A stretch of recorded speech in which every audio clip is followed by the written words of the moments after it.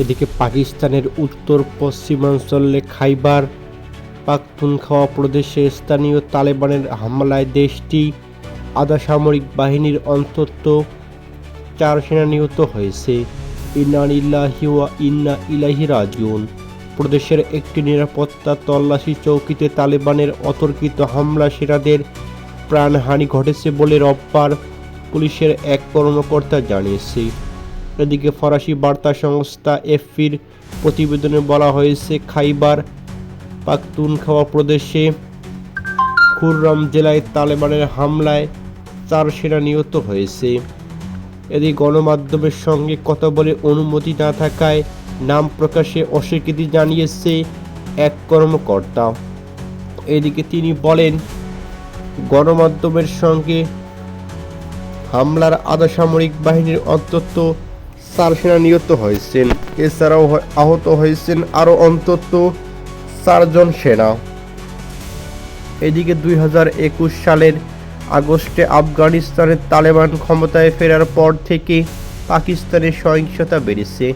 পাকিস্তানের নিষিদ্ধ ঘোষিত গোষ্ঠী তেহরিক-ই-তালেবান পাকিস্তানের টিটিপি দেশটির উত্তর পশ্চিমাঞ্চলে ব্যাপক সক্রিয় পাকিস্তানি তালেবান নামে পরিচিত। দেশটির বিভিন্ন এলাকায় প্রায়ই নিরাপত্তা বাহিনীকে লক্ষ্যবস্তু করেছে। এদিকে কাবুলের ক্ষমতায় তালেবান আসার পর থেকে প্রতিবেশী দুই দেশের মাঝে উত্তেজনাপূর্ণ সম্পর্ক বিরাজ করেছে। আফগানিস্তানের ভূখণ্ড ব্যবহার করে জঙ্গিরা পাকিস্তানের হামলা চালাচ্ছে বলে অভিযোগ করেছে ইসলামাবাদ। তবে আফগানিস্তানের ক্ষমতাসীন গোষ্ঠী তালেবান এই অভিযোগটি করেছে। এদিকে আরও জানা যায়, ওমান থেকে আফগান নারী শিক্ষার্থীদের বিতাড়িত আশঙ্কা রয়েছে। এদিকে ওমানের উচ্চ শিক্ষার জন্য তালেবান শাসন থেকে পালানো 80 জনেরও বেশি আফগান নারী এখন অনিশ্চিত ভবিষ্যতের মুখোমুখি হয়েছে। কারণ তাদের যুক্তরাষ্ট্র তহবিল প্রাপ্ত বৃত্তি হঠাৎ বন্ধ হয়ে গেলে ফলে তারা আফগানিস্তানে ফেরত পাঠানোর হুমকি মুখে পড়েছে। এদিকে এই শিক্ষার্থীরা ইউএসআইডি অর্থায়িত উইমেন্স স্কলারশিপ অ্যান্ড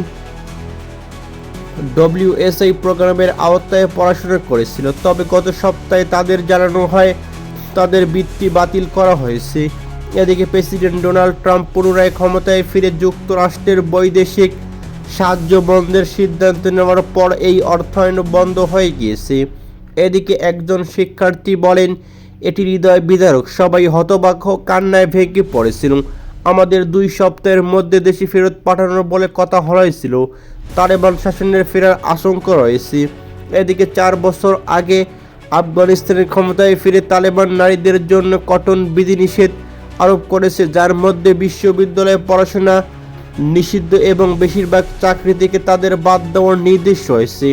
এদিকে ওমানে থাকা আফগান শিক্ষার্থীরা বলেন, আমরা যদি ফিরে যাই তবে ভয়াবহ পরিণতির শিকার হবে। আমাদের স্বপ্ন ধ্বংস হয়ে যাবে, এমনকি ব্যক্তিগত নিরাপত্তার ঝুঁকি রয়েছে। এই শিক্ষার্থীরা মূলত STM বিষয়ে স্নাতকোত্তর পড়াশোনা করেছিল, যা বর্তমান তালেবান শাসনের নারীদের জন্য নিষিদ্ধ। তারা 2021 সালে তালেবানের ক্ষমতা দখলের আগে বৃত্তি অর্জন